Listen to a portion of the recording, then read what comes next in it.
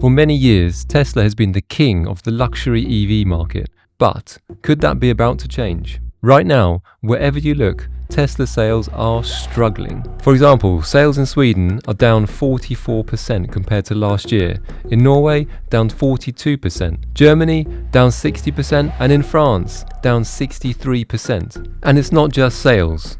More and more Tesla owners are looking to sell their cars and switch to something else. Meanwhile, Volvo has had its own challenges. Their highly anticipated fully electric SUV, the EX90, was supposed to start production in late 2023. After long delays due to software issues, the first deliveries to customers didn't start until September 2024. But could this delay have actually worked in Volvo's favour? With Tesla losing ground and buyers looking for alternatives, the EX90 might have arrived at the perfect time. Today, we're taking it for a test drive to see if it really can become the new king of electric luxury SUVs. Before we take it out for a drive in the woods, let's take a quick look at the exterior. What better place to start than with these futuristic Thor's hammer headlights that come to life when you approach the car. There are cameras and sensors all over this car, including one here hidden in the Volvo badge on the grille, one at the back, 2 cameras under each of the wing mirrors, and of course the LiDAR over the front window, which kind of gives it that interesting look. Well, why does it need all these cameras? I'll show you later when we get to the interior. Under the huge bonnet, you have a frunk for storage. It's not a lot of space, perfect for keeping the charging cables, but probably not your shopping. There is also what must be the biggest screen wash cap we've ever seen. There's no excuse for you to spilling anything when you fill this one. The door handles will pop up automatically when you approach the car with the key, or a press like this. They're not mechanical handles, so the doors feel really light to use. As you'd expect from a Volvo, the doors give a very solid sound when closed. We really like how the back looks, with the lights coming down the sides.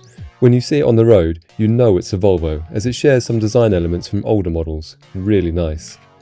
It comes with 22-inch wheels, which like many electric cars are fitted with plastic aero covers to increase efficiency.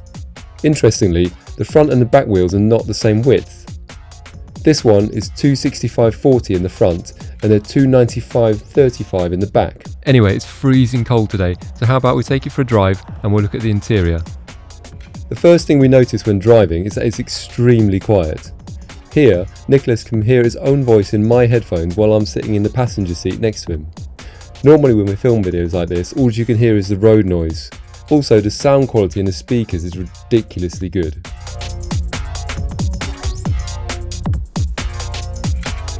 Like many electric cars, the interior is very minimal, with only a few buttons. Even how you start the car is minimal. There's no key to turn, no button to push, or even a start-stop switch. Instead, the car wakes up and turns on as soon as you approach with the key or even your phone.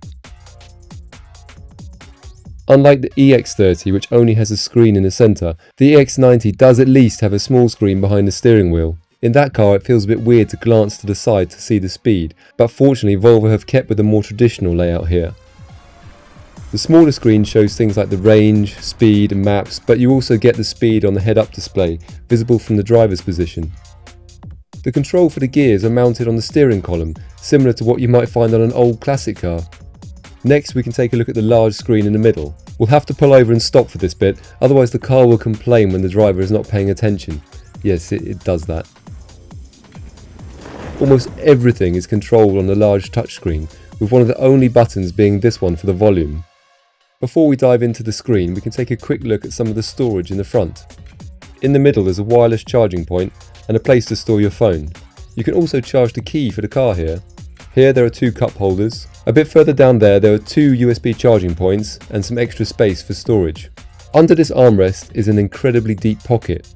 We're not quite sure what you'd put in there, probably one of those oversized water bottles. Okay, now for the screen, where we can finally see why this car needs all those cameras on the outside.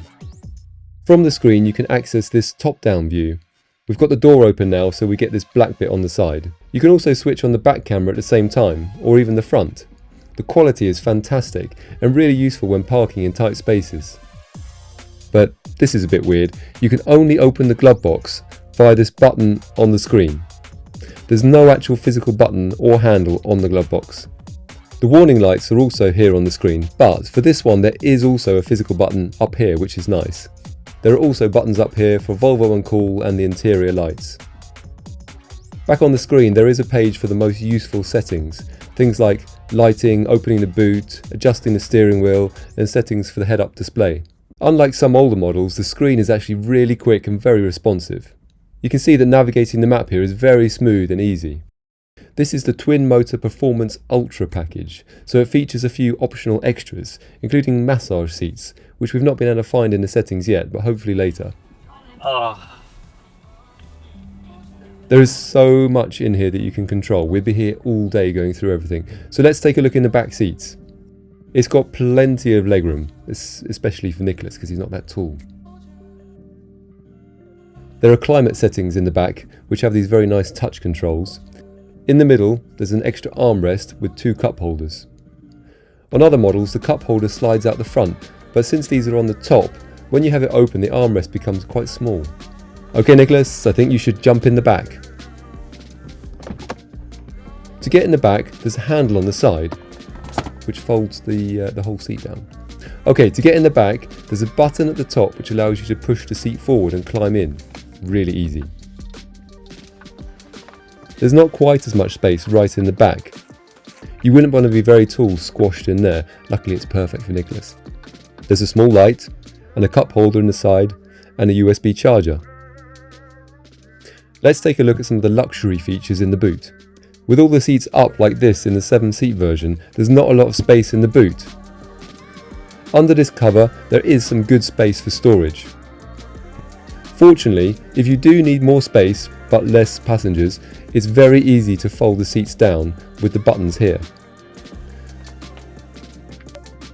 These seats are fully electric to fold both up and down. That's a really good amount of space, but if you need even more, you can also fold down these seats. Now you get a really big space. Here there's a button for the tow bar. And if you need to lift something really heavy into the back, you can also use these buttons to lower the car by around 10 centimeters. Well, that's all very nice. We've only had the car for 1 day to test, so what do we think?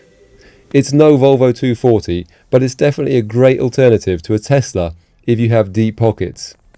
What do you think? You've just seen us test drive the newest Volvo model. Watch this video to see us test drive the first Volvo.